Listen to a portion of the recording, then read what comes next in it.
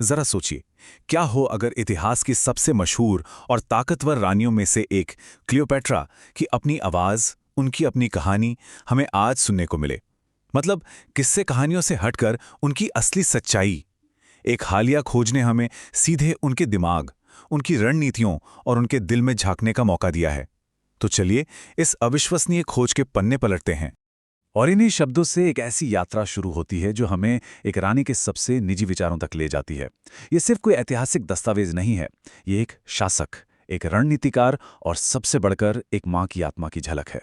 ये शब्द हमें दरबार की सियासत और जंग के मैदान से भी आगे एक ऐसी दुनिया में ले जाते हैं जो आज तक सबसे छिपी हुई थी। तो ये कहानी शुरू होती है अलेक्जेंड्रिया के तपते खंडहरों से। यहाँ भारतीय पुरातत्वविद आर्यन शर्मा और मिस्र की इतिहासकार लैला हसन सदियों पुरानी धूल के नीचे दबे रहस्यों को उजागर करने में जुटे हुए हैं। कल्पना कीजिए एक ऐसे कमरे की जिसका दरवाजा 2000 साल से किसी ने नहीं खोला हो। नील नदी के किनारे एक पुराने मंदिर के नीचे पत्थर के एक स्लैब के पीछे उन्हें मिलती है एक डायरी। हवा में ना उम्मीद और रहस्य दोनों की महक है, और उसके कवर पर मिस्र की चित्रलिपि में सिर्फ एक नाम लिखा था, क्लियोपैट्रा। जैसे ही लैला उस नाजुक पपायरस को उठाती हैं, उन्हें इस खोज के वजन का एहसास हो जाता है। ये सिर्फ एक पुरानी चीज नहीं, ये इतिहास की धारा को मोड़ने की ताकत रखती है। और बस इसी पल से ये एक पुरातात्विक खोज एक बहुत बड़े और खतरनाक रहस्य में बदल जाती है। तो जैसे ही आर्यन और लैला इसका अनुवाद शुरू करते हैं, पपायरस के पन्ने उस औरत की कहानी बताने लगते हैं जो सिंहासन के पीछे छिपी थी। यह सिर्फ रोम के खिलाफ साजिशें रचने वाली शासक की कहानी नहीं थी, बल्कि एक माँ के डर और उसकी उम्मीदों की भी दास्तां थी। देखिए, एक तरफ तो वो क्लियोपैट्रा है जो दुनिया की सबसे बड़ी ताकत रोम को अपनी बुद्धि और आकर्षण से चुनौती दे रही है, और दूसरी तरफ वो एक माँ है जो अपने बच्चों के भविष्य के लिए फिक्रमंद है। उसके शब्द बताते हैं कि उसका हर फैसला, हर चाल असल में उसके देश और उसके बच्चों के लिए थी। इन शब्दों में उनका बोझ और उनका फौलादी इरादा दोनों साफ महसूस होता है। यह उस शासक की थकान है जो जानती है कि आराम का कोई रास्ता नहीं, क्योंकि एक पूरे साम्राज्य का भविष्य उसके फैसलों पर टिका हुआ है। लेकिन कहानी में एक नया और सनसनीखेज मोड़ आता है। आर्यन और लैला को जल्द ही पता चलता है कि ये डायरी सिर्फ निजी विचारों का कलेक्शन नहीं है। इसके पन्नों में एक ऐसा कोड छिपा है जिसे खुद क्लियोपैट्रा ने तैयार किया था। और यहीं क्लियोपैट्रा की जबरदस्त बुद्धि सामने आती है। एक ऐसा कोड जिसे सिर्फ वही समझ सकता था जो मिस्र के इतिहास और संस्कृति की आत्मा को जानता हो। आर्यन और लैला के लिए इस पहेली को सुलझाना अब तक की सबसे बड़ी चुनौती बन गया था। मतलब ये कोड कोई खेल नहीं था, ये क्लियोपैट्रा का प्लान बी था। मिस्र की आज़ादी को पक्का करने की एक दूरदर्शी योजना, एक ऐसी विरासत जो उसके बाद भी उसके लोगों की हिफाजत कर सके।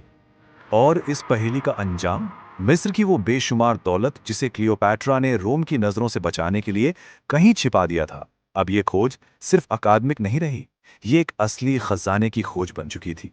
लेकिन डायरी की खबर जंगल की आग की तरह फैलती है, और आर्यन और लैला को जल्द ही एहसास होता है कि इस राज पर सिर्फ उनकी नजर नहीं है। कुछ बहुत ही ताकतवर और खतरनाक लोग भी इस डायरी को हर कीमत पर हासिल करना चाहते हैं।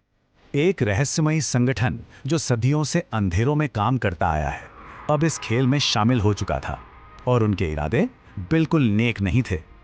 ये संगठन नील का भ्रात संघ मानता है कि डायरी में सिर्फ खजाने का नक्शा नहीं, बल्कि क्लियोपैट्रा की वो रणनीतियां भी हैं जो आज भी दुनिया का शक्ति संतुलन बदल सकती हैं।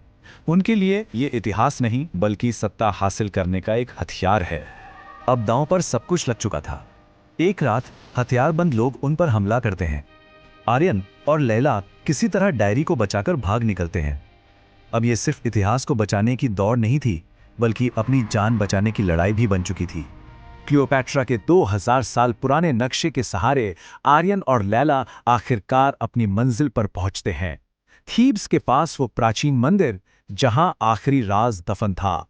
मंदिर के अंदर दीवारों के पीछे एक गुप्त कमरा, और उसके भीतर एक विशाल ताबूत। जब वे उसे खोलते हैं तो उनकी आंखें सोने, जवाहरात और अनमोल कलाकृतियों की चमक से चौंधिया जाती हैं। लेकिन उस खजाने से भी कीमती चीज थी एक और पपायरस, क्लियोपैट्रा का आखिरी पैगाम।